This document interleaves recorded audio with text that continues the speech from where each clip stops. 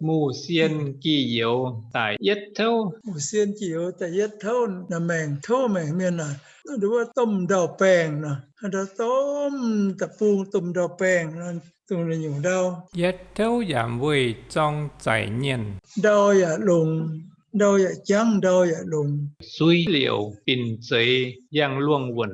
Đỗ tầm đỗ nó chế đồ nói chú hùng chế uâm tài, chú hùng quẩn tài. Quần tai cuối tẩy dũng mãn nhiên.